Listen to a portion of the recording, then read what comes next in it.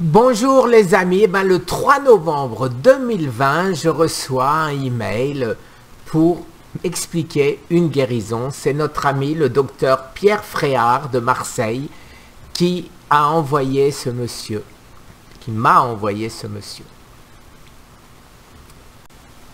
Alors ceux qui me connaissent bien sûr Éric Gandon, spécialiste du jeûne thérapeutique en France. Donc, voici le témoignage d'Hervé Pietra.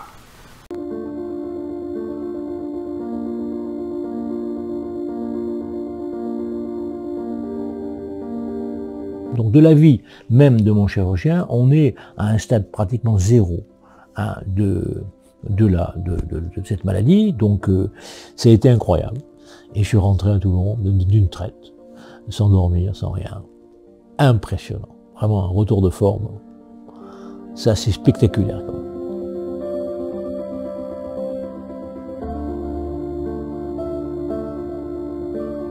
Bonjour, Hervé Pietra, 73 ans. Mon cancer est apparu de façon très classique par des hématuries.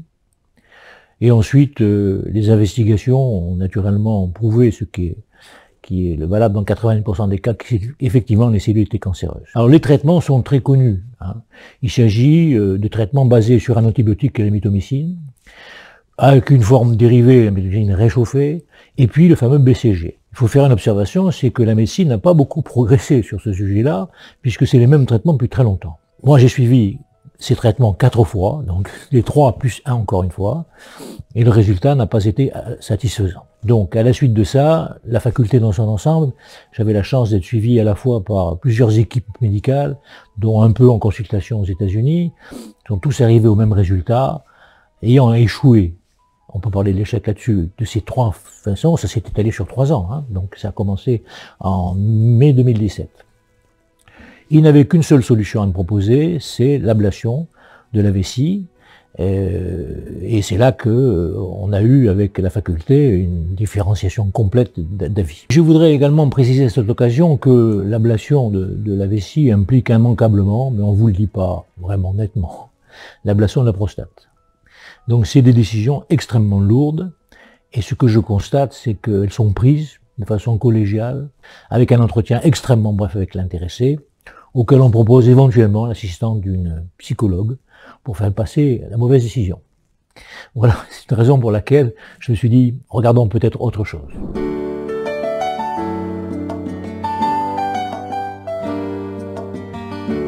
Avant toute chose, je dois préciser que j'avais un bon état général. Bon, pas de pathologie lourde, un certain surpoids pondéral, c'est ce qui m'a permis d'ailleurs de faire un jeûne long, mais pas de problème vraiment de santé. Une activité sportive assez bonne, et donc j'avais quand même un état général qui me permettait d'avancer sur ce sujet-là. J'avais toujours entendu parler du jeûne, j'ai même il y a une trentaine d'années fait un jeûne de 14 jours, donc je savais, et puis au fur et à mesure que je m'approchais d'une décision que je trouvais inévitable de l'ablation de la vessie, j'avais commencé à lire la littérature. Par ailleurs, et dans notre caractéristique de ma personnalité, j'ai l'habitude des challenges un peu compliqués. Par exemple, j'ai fait Paris-Marseille à vélo, les 100 km à pied, etc. Ce genre de choses, j'aime bien.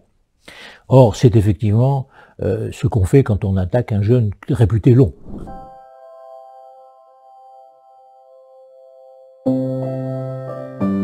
Alors, comment je suis rentré en contact avec Éric Gandon, qui m'a assuré la suite?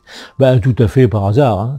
D'abord parce que son site est très bien référencé, et ça s'est passé très très vite. Dans le TGV, on s'est téléphoné, et tout de suite, donc dans les premiers jours du mois de juillet, je suis allé à Guéméné-Penfao, en Bretagne, commencer une série de 4 semaines que j'ai poursuivi, également avec la présence d'Éric, pour 12 jours supplémentaires, pour bloquer un jeûne complet de 40 jours. Alors une précision, c'était un jeûne total, hydrique, mais total. Il n'y a aucune autre complémentaire, apport alimentaire, c'est 0 apport alimentaire pendant cette période. Les dates, c'est donc tout très simple, 1er juin, 30 juin, de cette année, 2020, et donc j'ai arrêté donc après 40 jours de jeûne, donc autour du 10 juillet. Je veux aussi préciser que la décision de faire un jeûne long avec Éric n'a pas été prise pour lui de façon rapide, au contraire.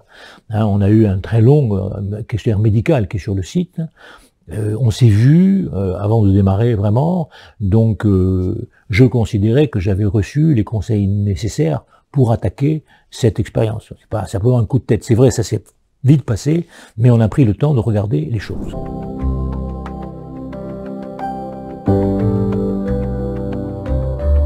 C'est une expérience unique en son genre pour moi, parce que on se trouve plongé dans une autre communauté, toute cas sociale confondue, soit dit entre parenthèses, on connaissait personne. Et on apprend à vivre avec cette communauté, et au début, on prête une oreille polie aux problèmes des autres, mais très vite, on s'aperçoit qu'ils prêtent aussi une oreille à vos problèmes, et très vite se crée le phénomène, et c'est ce que j'appelle le soutien de l'existence d'une communauté de jeunes. C'est très très important. Si on n'a pas ce soutien-là, on n'arrive pas au bout. Donc, c'est pour moi en tout cas, pas une démarche de solitaire. Alors, on se sent protégé par son communauté, mais on est aussi très protégé par l'équipe d'Éric Nandon, à savoir lui-même qui organise tout ça, des rendez-vous quotidiens, mais tous les gens qu'il a autour de lui, et en premier lieu effectivement Amandine, qui nous a beaucoup apporté, et Jérémy aussi. Bon. Et puis il y a aussi tous les intervenants qui interviennent dans le groupe de jeunes, et il y en a de nombreux qui sont tous d'excellents professionnels et qui apportent quelque chose. Donc c'est vraiment une équipe qui m'a accompagné pendant toutes ces durées-là. C'était nécessaire. Hein.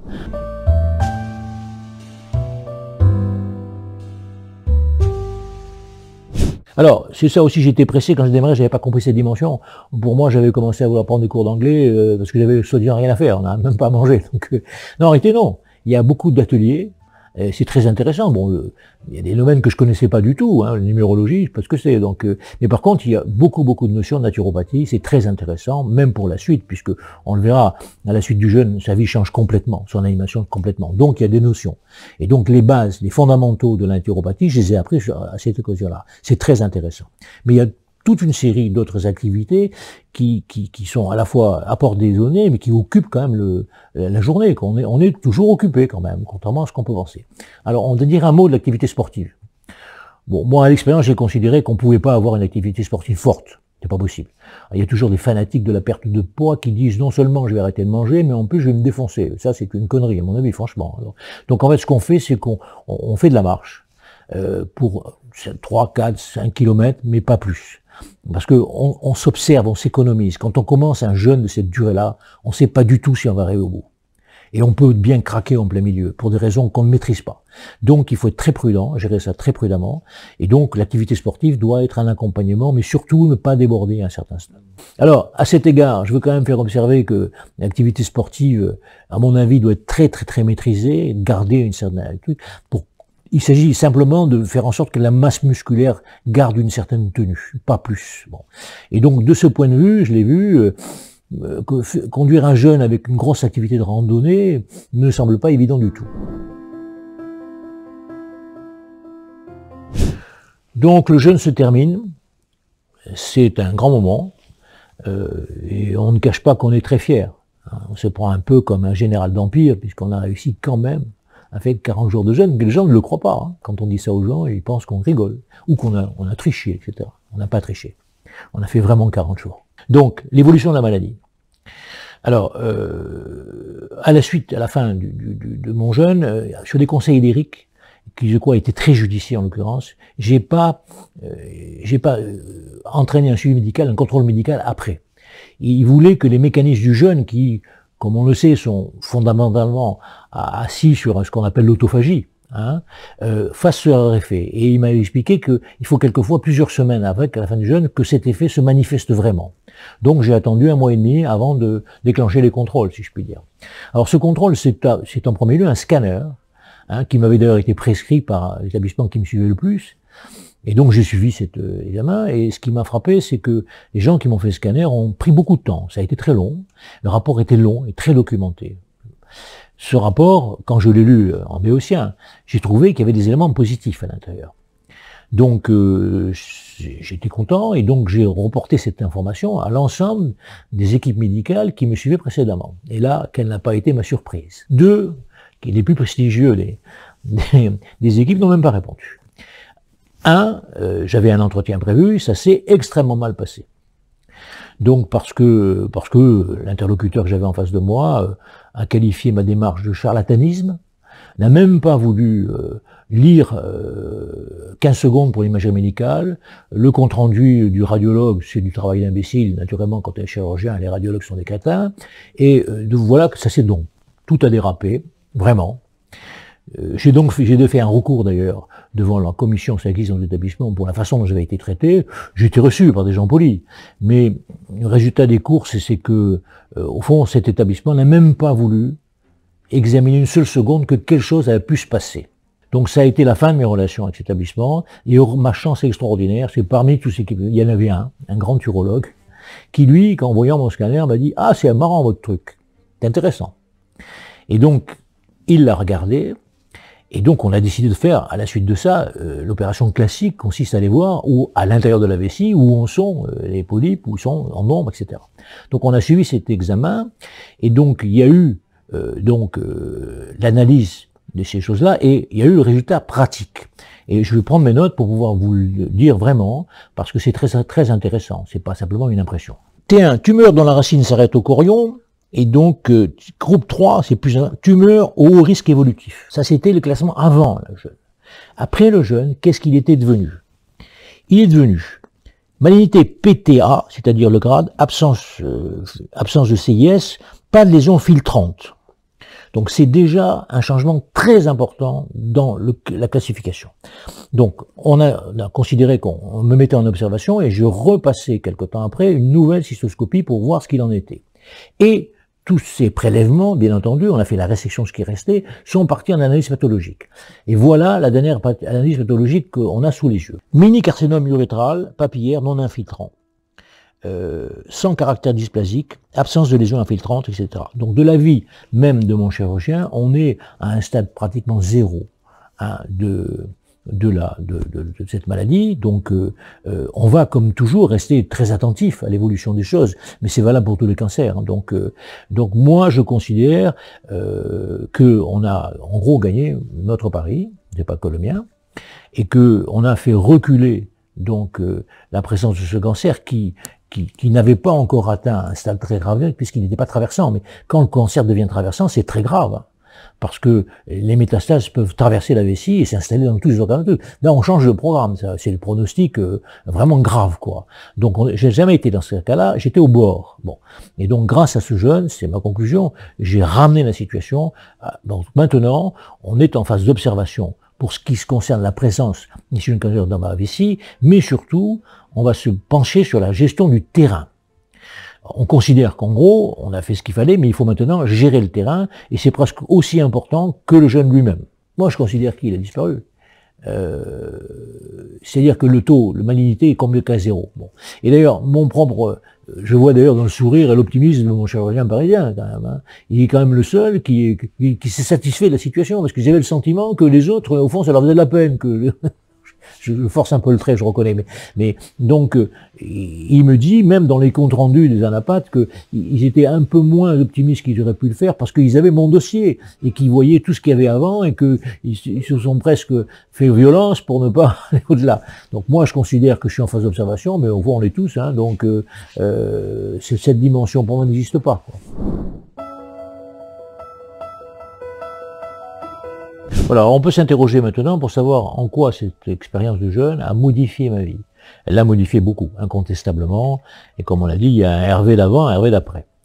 Alors, la modification, c'est essentiellement sur ma façon de vivre et mon alimentation, qui a beaucoup changé, nourri par tout ce que j'ai appris à l'occasion des séances et des ateliers de numéropathie. J'ai supprimé tous les éléments transformés, en commençant par là, hein, tout ce qui est transformé, etc. J'ai supprimé les charcuteries, les produits laitiers, c'est un peu plus compliqué, mais je l'ai fait quand même complètement. J'ai fait la chasse au sucre rapide, dans les autres, dans les farines, dans les pâtes, etc. Donc j'ai travaillé un certain nombre de sucres. Donc mon alimentation a quand même très fortement changé, et ça, c'est une forme définitive désormais. Donc je pense que ça a conduit une façon de vivre tout à fait différente que par le passé, et quelque part, c'est au bénéfice de ma santé dans son ensemble, hein. Et donc ça, je ne dis pas que je vais écrire un livre sur ce cancer qui m'a sauvé la vie, mais il faut dire qu'à cette occasion-là, beaucoup de choses importantes, en dehors de ma tumeur et mes tumeurs elles-mêmes, se sont passées, et c'est un gain qui va rester. D'ailleurs, on l'a vu, puisque j'avais fait des analyses que j'ai pratiquées avant le jeûne et après le jeûne, l'amélioration est spectaculaire, mais vraiment c'est impressionnant. Ont-elles disparu en totalité? On ne peut pas le dire. Je ne suis pas oncologue, hein, mais on ne peut pas le dire à mon avis. On peut simplement dire que j'ai fait reculer le phénomène, parce qu'on voyait bien que le phénomène, il gagnait. Parce qu'on voit les classifications des tumeurs, il y en a une page entière, quoi. Et puis le dernier, si vous êtes mort, quoi. Donc tout ça, c'est que ce phénomène a été inversé. Dans tout ce que je viens de dire, c'est très matériel, tout ça.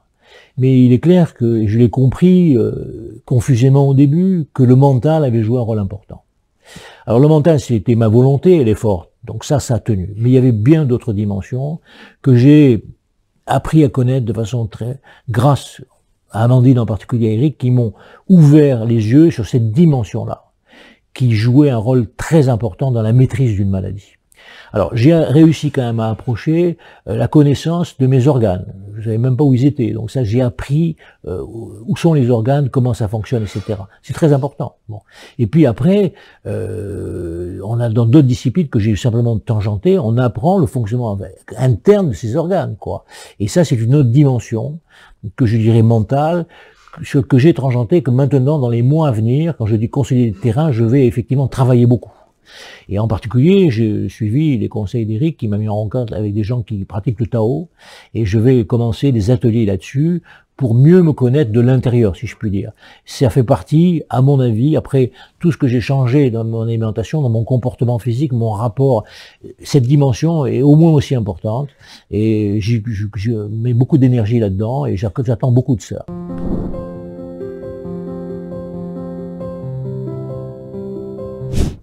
Alors, moi je trouve que le jeûne thérapeutique, c'est un avenir extrêmement brillant. Pourquoi? Parce que, et je le disais à des amis récemment, est-ce que la médecine va prendre son chemin de Damas? C'est-à-dire reconnaître qu'elle s'est trompée. Bon. Les principales attaques de la médecine traditionnelle sur le jeûne, c'est de la folie, il n'y a pas de suivi médical, vous mettez votre santé en danger. Plusieurs fois on a vu ça. Bon. Moi, je crois que l'évolution de la technologie, justement, a inversé ce phénomène. Pourquoi? Parce que on a aujourd'hui des moyens de vérifier son état de santé qui deviennent extraordinairement importants. À travers les objets connectés comme des montres, etc., à travers des petits outils qui valent rien pour mesurer sa glycémie, ses tonémies, énormément de choses. Donc tout ça, on arrive à récupérer des informations, n'importe qui peut le faire, pour des prix très bas. Bon. Donc, on a une tonne d'informations. Ces informations, à qui peut-on les apporter? Bon, soi-même, on connaît le même sujet, mais on peut très bien imaginer les apporter à un médecin. J'ai constaté aujourd'hui que même les consultations d'anesthésie se faisaient à distance. Alors, si on est capable de vérifier qu'un homme peut être une opération de 6 heures à distance, on n'est pas capable de le conseiller pendant son jeûne. On ne comprend rien. Donc, c'est possible. Et c'est pratique. Donc, l'idée, c'est d'apporter une tonne d'informations tous les jours, jour la nuit, qui sont sur nous, à des spécialistes, et on peut penser, peut-être rêver à la création d'une nouvelle profession, s'il n'existe pas déjà, de médecins jeûneurs, en quelque sorte, qui seraient eux-mêmes des jeûneurs, et qui recevraient chez eux, peut-être au bout du monde, toutes les informations d'un jeûneur pendant qu'il fait son jeûne. Alors, tu vois, la médecine va se trouver confrontée à un autre problème. C'est comment peut-on expliquer ce bénéfice de ce qu'on appelle, en termes génériques, l'autophagie, et il n'y a pas de recherche fondamentale très pointue sur le sujet. Il y en a sur les animaux, mais pas sur les hommes. Qu'est-ce qu'on attend pour le faire? Moi, je pense qu'il y a largement de quoi faire, parce que quand on prend un peu de recul par rapport, le bénéfice du jeûne sur la santé générale des gens est tellement considérable, les économies de défense sécuritaire sont tellement considérables qu'on devrait pouvoir financer des milliards d'investissements. Alors, on comprend bien pourquoi c'est pas fait.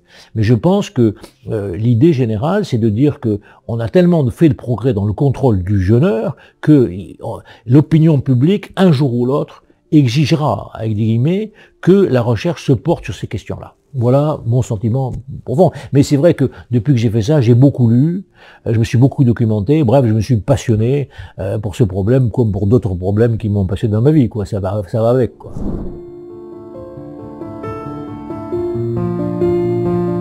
Alors on avait une grille toute faite dans laquelle on avait quelques éléments techniques, mais c'est pour ça qu'à la limite, je dis pas ça, mais ce que j'ai dit sur les montres connectées, etc., on pourrait avoir 50 données, sans problème. Bon, mais on donnait quelques éléments techniques, de la tension, etc., bien sûr, tout ça.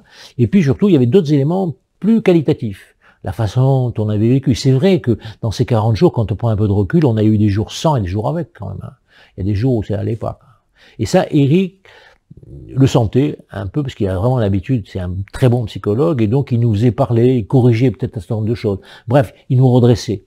Et ça, il n'y a que lui qui sait le faire, sans doute d'autres aussi, mais c'est cette dimension qu'il faut avoir. Hein, il doit être conduit, en quelque sorte. Alors au niveau du poids, j'ai commencé à 108, et puis c'est descendu très vite, et le dernier c'était 88. Après j'ai repris 2-3 kilos. Et on le voit sur la courbe Westmet, mon application, je vous montrerai les tableaux, c'est quand même impressionnant, quoi, je veux dire. Oui, ça marque, hein, ça marque. Ça a des effets très très importants. On m'a posé la question, je réponds volontiers, et j'ai eu un rapport entre notre tragédie de la Covid, on va l'appeler comme ça. Pour moi, la tragédie, c'est plutôt la façon dont elle était gérée. Mais donc, il n'y a pas en principe, sauf à affirmer que les jeûneurs sont tellement à l'écoute de leur corps et de leur esprit qu'ils ont déjà accompli toutes les dispositions de la prévention.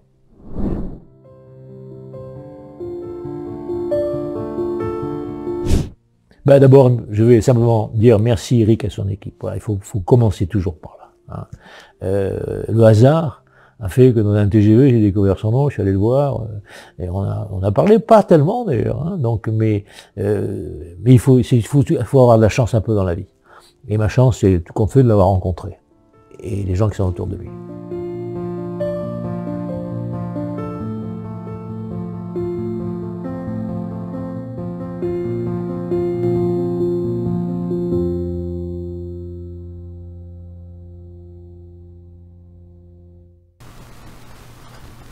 Merci à Hervé, merci à Eric. Alors, regardez à côté de moi. Que ton aliment soit ton médicament, c'est Hippocrate. Je vous mets le lien d'un autre grand, très grand, du jeûne thérapeutique. Merci les amis. Alors, ce que je tiens à vous dire, c'est que je vais faire, à la suite de cette vidéo, une vidéo concernant mon jeûne et la conception Made in USA du jeûne vu par les grands professeurs américains. Il y a des différences. Au revoir les amis.